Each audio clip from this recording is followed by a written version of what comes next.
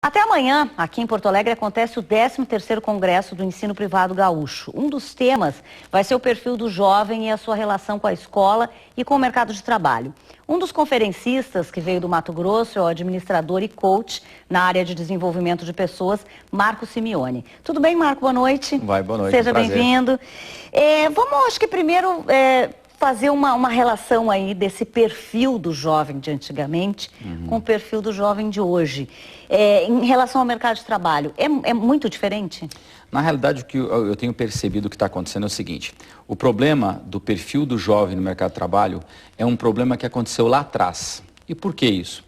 Porque, infelizmente, os pais atuais, é óbvio que nós estamos generalizando, mas ao mesmo tempo precisamos generalizar pelo resultado que se tem, certo? Os pais deixaram de criar os filhos e começaram a simplesmente sustentar os filhos, né? Esquema de proteger. Exato, se você analisar, vamos pegar, por exemplo, as pessoas da roça de antigamente, né?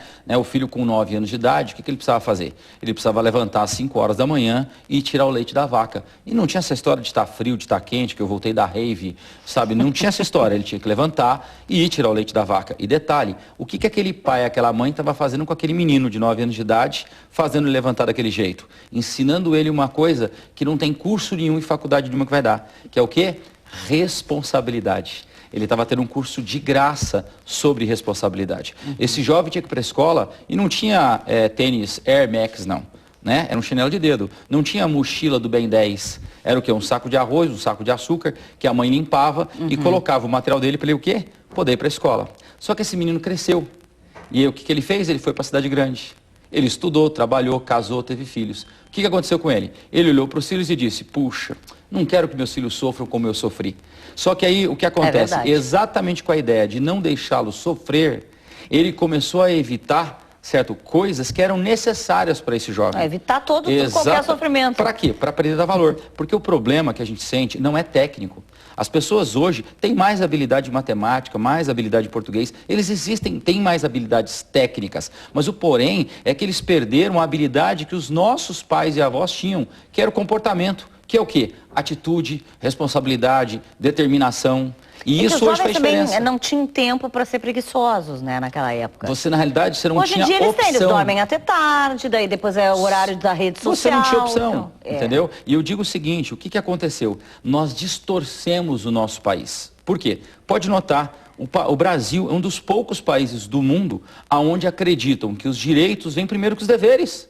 Isso não existe. Em lugar nenhum do mundo isso funciona. E se onde existiu, não funciona. Por quê? Porque a vida é muito simples, é pura matemática. Primeiro vem os deveres, depois vem os direitos. E aí o que acontece? Esse jovem, certo, com afã de crescer, com afã de consumir, com afã de viver, carpe diem, né? Se a gente analisar a história do Império Romano, eles começaram a ruir exatamente com a ideia do carpe diem, né? Divirta-se primeiro e trabalhe depois, certo? Aconteceu hoje o abismo que ocorre. Hoje você encontra proprietários de empresas que dizem o seguinte: Marco, eu tenho dinheiro para montar filial à vista. Você sabe por que eu não monto? Porque eu não tenho pessoas de confiança para colocar lá. Olha só, confiança virou, certo, um opcional. Antigamente ele vinha junto com a pessoa, hoje ele virou opcional. E outra coisa que a gente vê os jovens hoje em dia, jovens de 40, ainda morando com os pais, por exemplo. Exatamente. E o trabalho não, é que, se eu sair de casa, vai me dar um trabalho enorme, porque daí vou ter que fazer toda uma nova estrutura. Mas eu até diria o seguinte para você: morar com os pais ainda não vejo problema. Ele mora com os pais e continua sendo aquele irresponsável, sabe, de 15 anos de idade. Você entendeu? O problema não está na sua decisão de onde morar. O problema está na decisão de ser responsável. E como é que a gente faz agora para pegar esse meio termo, vamos dizer, né? Lá do rapazinho da roça, que tinha tudo isso para fazer, e o rapaz de hoje, como é que a gente pode resolver esse problema? Eu costumo dizer o seguinte, certo? Nós precisamos entender que na vida ela não pode ser nem 8 e nem 80, né? Então, o seu filho hoje não precisa passar fome, às vezes, como você passou.